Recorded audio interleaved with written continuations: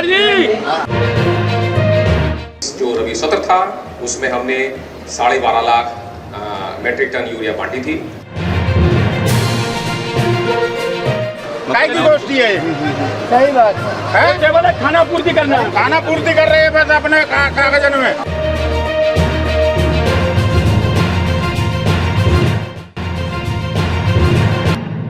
कृषि विभाग के द्वारा इंदिरा गांधी प्रतिष्ठान में रबी की फसल को लेकर संगोष्ठी की गई है और इस संगोष्ठी में राज्य के तमाम किसानों को बुलाया गया है। कुछ किसान हैं, नाराज हैं, शायद इनकी बात सुनी नहीं गई। क्या नाम है, क्या समस्या है? मैं लाखन सिंह त्यागी, एतमादपुर, आगरा से। क्या समस्या है? समस्या ये है, आगरा एक बड़ा जिला है जहाँ पर आलू का उत्पादन अधिक होता है और आज की स्थिति में माननीय प्रधानमंत्री जी ने जो किसान की आय दूनी करने के लिए जो एफपीओ की योजना चलाई थी, आगरा के अंदर 200 एफपीओ भी बने हुए हैं। इन पर खाद बीज के लाइसेंस भी है। ओ फार्म देने के लिए केंद्र सरकार से लेटर आता है और राज्य सरकार से भी जाता है, लेकिन वहाँ के अधिकारियों के माध्यम से वो दबा लिया जाता है, न हमको कोई ओ फार्म दिया जाता है जब लोग लाइसेंस लेने के लिए बैठे। आगरा के अंदर 80,000 हेक्टेयर में आलू की खेती होती है, 8 करोड़ पैकेट पैदा होता है। वहाँ पर 9,60,000 पैकेट किसान को खाद के चाहिए। 1,12,000 में वहाँ पर बाजरे की खेती होती है। 1,35,000 हेक्टेयर में आलू की खेती होती है। आगरा सबसे ज्यादा उत्पादन देने वाला जिला है, राजस्व सबसे ज्यादा आता है, लेकिन वहाँ को किसानों की कोई सुनने वाला नहीं है। आज संगोष्ठी यहाँ हुई, सबकी बात सुनी जा रही थी, आप लोग को मौका क्यों नहीं दिया? आगरा के लोगों ने मना कर दी, खुलेआम कह दी का समय नहीं है साहब। समय नहीं। हाँ, समय कहाँ से? आगरा से है। मैं जो मेन समस्या है कि एफपीओ को इफको से लाइसेंस मिलना था, वो इफको उसको वो फॉर्म देना है, उसके लिए 1 साल पहले भारत सरकार के कृषि मंत्रालय ने आदेश दिए, वो ये पत्र है इसके। उसके बाद 22 नवंबर को उत्तर प्रदेश सरकार ने कि इफको का लाइसेंस वो फॉर्म जो एफपीओ वालों को दिया जाए, लेकिन वो नहीं दिया जा रहा है, जिससे इफको अपनी मनमानी पे उतर आई है और एफपीओ वाले जिनको खाद का लाइसेंस लेके किसानों को निचले स्तर तक ये सुविधा मुहैया कराना चाहते हैं, जो सीधे किसानों से जुड़े हैं, उनको वो व्यवस्था नहीं मिल पा रही। फसल की बुवाई होने को है, क्या लग रहा है खाद बाद सब चीजें मिल पा रही है? नहीं मिल पा रही है, समस्याएं तमाम है। उसका कारण यह है कि मृदा नमूनक जांच नहीं हो पा रही है और जांच होने के बाद किसानों को उसकी जानकारी नहीं दी जा रही है कि कम से कम जानकारी मिल जाए कि हमारे गांव में किस चीज की कमी है, कौन सी उर्वरा शक्ति की कमी है, फसलों को किस चीज की जरूरत है। बस किसान सिर्फ यूरिया जानता है और यूरिया हमेशा डालता रहता है। अब सरकार कितना ही व्यवस्था करती है, यूरिया पूर्ति नहीं हो पाती है, तमाम जो है लाइन लगती है, तमाम समस्याएं हैं। इसलिए हमेशा मृदा नमूना जांच बढ़िया से हो जाए और उसकी जानकारी कृषि विभाग का डोर टू डोर जाकर जानकारी दे। क्या कहना चाहिए? आगरा के अंदर समस्या ये है, जो किसान इस समय खेती की तैयारी कर रहा है, टाइम से तो नहरें नहीं चलती हैं, 5 और 6 घंटे बिजली मिलती है, न तो आज तक उनकी लाइनों की मरम्मत की गई और इतना बड़ा जिला होते हुए इतनी खेती हो, सारी व्यवस्था अस्पष्ट है, न कोई खाद की ढंग से वितरण हो रहा है। जब सोसाइटियों के माध्यम से वितरण किया जा रहा है, सोसाइटियों को प्राइवेट से 50% कोटा अलग दे दिया, वहाँ के अधिकारियों द्वारा खाद जब्त कर लिया गया, समय पर सोसाइटियों पर नहीं पहुंच रहा है। वही किसान आज 1800 रुपए में कट्टा ले रहा है, खुले आम ब्लैक हो रही है, कोई सुनने वाला नहीं है।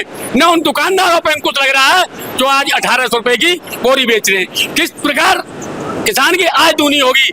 आय तो दूनी नहीं हुई, लेकिन लागत दूनी जरूर होगी। क्या माननीय प्रधानमंत्री जी का सपना ऐसे ही आय दूनी करने का साकार होगा? आप कहाँ से आए थे? उन्नाव से। क्या दिक्कत है? दिक्कत ये है, हम जैसे सरकार के यहाँ योजना चल रही गरीब किसानों के लिए, मतलब सिंचाई की व्यवस्था, समरसेबल बोरिंग, तो उसमें गरीब किसानों से 80-90 हजार रुपया जमा कराया जाता है। उसके बाद में बिजली का कनेक्शन कराओ, उसमें पैसा दो, तो किसान कैसे आगे बढ़े? यहाँ किसने बुलाया? यहाँ ब्लॉक से हम लोगों को बुलाया गया। हाँ। यह बात सुनी गई। कृषि विभाग द्वारा सूचना दी, कृषि विभाग द्वारा अपने खर्चा से किसान अपने खर्चा से 350-400 किलोमीटर अपनी गाड़ी लेके आया है और यहाँ किसान की कोई आवाज नहीं सुनी। क्यों भैया, किसानों की सुनी गई नहीं बात की? नहीं सुनी गई है, बिल्कुल नहीं सुनी गई। कोई किसान के सब छुट्टियां बनाए हुए जाते हैं। आप कहाँ से? उन्नाव यह किसानों को सुनवाई हुई, कोई बात हुई? सुनवाई हुई सर। मैं खाद लेने के लिए 1 माह से दौड़ रहा हूँ, यूरिया खाद लेने के लिए, और मुझे धान में भी डालने के लिए नहीं मिली है, और अब आलू की खेती करना चाहते हैं उसमें भी खाद नहीं मिली, खाद नहीं मिल पा रही। हाँ, इसलिए हमने ब्लॉक के अधिकारियों से भी कहा कि हमको खाद दिलाई जाए, तो कहा आप बताइए जहाँ हो जिसके पे हम दें। तो अब हम बताओ कहाँ बताए किसान आदमी। आप कहाँ से भैया? हाँ भैया, मैं सोहेल नगर से उत्तर प्रदेश लखनऊ से बोल रहा हूँ। मेरा नाम ईश्वर राजपूत है। और जो ये कृषि संसाधन केंद्र की जो मीटिंग हो रही है, मीटिंग सब अच्छी हो रही है, लेकिन किसानों की सुविधाएं के लिए कुछ खेद है। जो हम लोगों को कोई यूरिया वगैरह मिलने में दिक्कतें हो रही हैं, और प्रधानमंत्री जी से अनुरोध है कि जो कुछ पूर्तियाँ हम लोगों को की जाए, इससे हम लोगों को बहुत दिक्कत। संगोष्ठी में आपके विचार सुनेंगे कुछ? आप आए थे? आप बोले, हम नहीं सुना गया? जो भैया आप बता सकते हो भैया। स्वागत है आपका।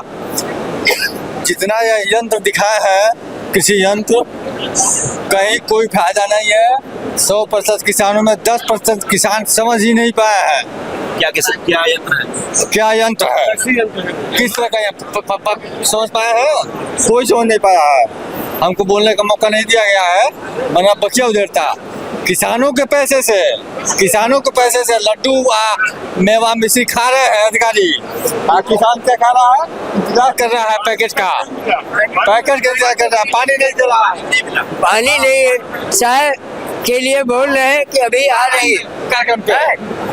और बस मैं कहता हूँ मुख्यमंत्री महोदय से, हमारे जो योगी सेवक है, हम योगी सेवक हैं, और मुख्यमंत्री महोदय शिकायत मैं करूंगा। 2 तारीख को कार्यक्रम है, लिख के दूंगा अधिकारियों की ये पनीति है। तो आप देख सकते हैं कि जिस तरीके से तमाम किसानों को कृषि विभाग के द्वारा बुलाया गया था, निमंत्रण दिया गया था, बढ़ चढ़कर तमाम किसान अपनी रबी की फसल की उत्पादकता को बढ़ाने के ये सूत्र यहाँ जानने आए थे। इसी के साथ अपनी बात भी, अपनी समस्याएं भी रखने आए थे। तमाम किसानों का आरोप है कि इस राज्य स्तरीय रबी फसल की उत्पादकता की जो बैठक है, संगोष्ठी है, इसमें उनकी कोई बात नहीं सुनी जा रही है। कैमरामैन साकेत ओबराव के साथ सत्येंद्र शर्मा, दैनिक भास्कर, लखनऊ। राजनीति हो या क्रिकेट, देश विदेश की ब्रेकिंग हो या आपके मोहल्ले की बड़ी खबर, सब मिलेगा एक ही ऐप में, सबसे तेज और भरोसेमंद। अभी डाउनलोड करें दैनिक भास्कर डिजिटल।